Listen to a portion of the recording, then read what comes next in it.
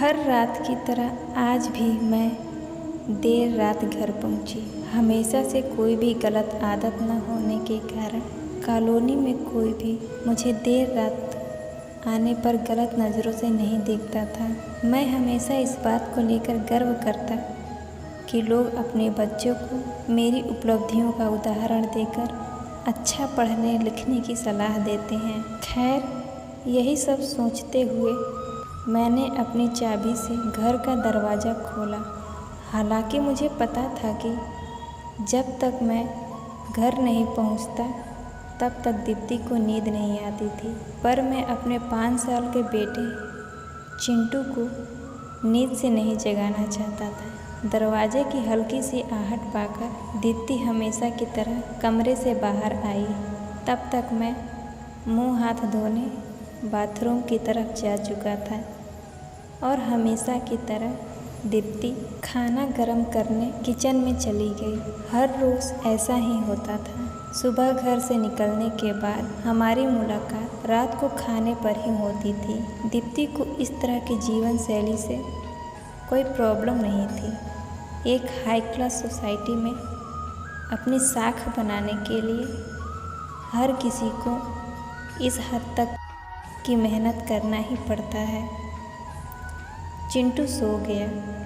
खाना खाते हुए मैंने दीप्ति से पूछा, हाँ, काफ़ी देर से आपका इंतज़ार कर रहा था, लेकिन फिर इंतज़ार करते करते ही सो गया।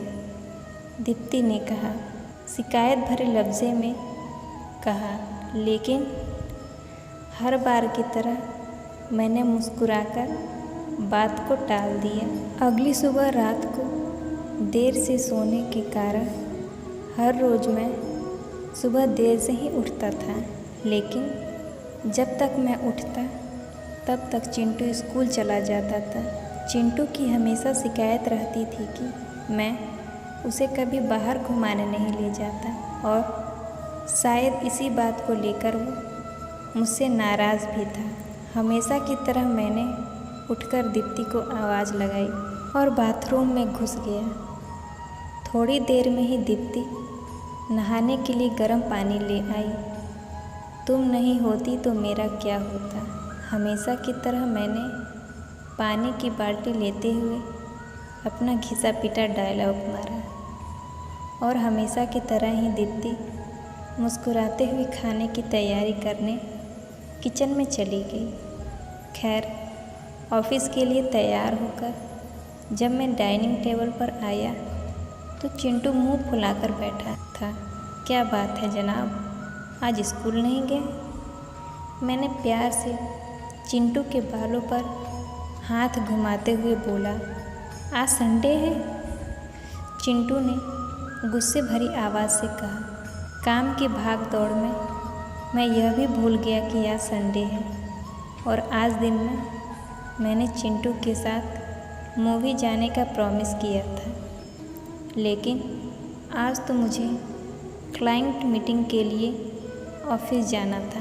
मुझे ऑफिस जाता देख चिंटू को अपना मूवी प्लान खतरे में नज़र पड़ता दिखाई दे रहा था और शायद इसलिए वो मुझसे गुस्से से बात कर रहा था। पापा, आप 1 घंटे के कितने पैसे कमा लेते हो? अचानक चिंटू ने पूछा। चिंटू ने पहले कभी इस तरह के रवैये से मुझसे बात नहीं की थी। शायद गुस्से में उसने ऐसा कह दिया। लगभग 1000 रुपये, मैंने कहा। क्या आप मुझे 500 रुपये उधार दे सकते हो? चिंटू ने कहा। लेकिन तुम्हें पैसे क्यों चाहिए? मैंने थोड़ा गंभीर होते हुए पूछा। मुझे चाहिए, चिंटू ने बनावटी मुंह बनाते हुए कहा। खैर, मैंने चिंटू को 500 रुपये दे दिए। चिंटू उठा और आनंद से अपनी गुल्लक ले आया। चिंटू ने अपनी गुल्लक से 500 रुपये निकालकर 1000 रुपये मेरे हाथ में रखते हुए कहा, क्या आप कल मुझे आपका 1 घंटा दे सकते हैं? मुझे आपके साथ बैठकर खाना खाना है। बहुत बिगाड़ रखा है तुम्हारी मम्मी ने तुम्हें। चिंटू की इस हरकत पर मैंने गुस्से से चिंटू को एक थप्पड़ लगाते हुए कहा। आज ऑफिस जाते हुए मेरे मन में बस यही सोच रहा था कि इस भागदौड़ भरी ज़िंदगी में क्या यह सब कुछ खरीदा जा सकता है। हालांकि मैं भी तो चिंटू को यही सीख दे रहा था। परिवार के लिए पैसा कमाने की चाह में हम परिवार को समय देना ही भूल जाते हैं। ज़िंदगी में सबके बीच में तालमेल बिठाकर चलना ही समझदारी है।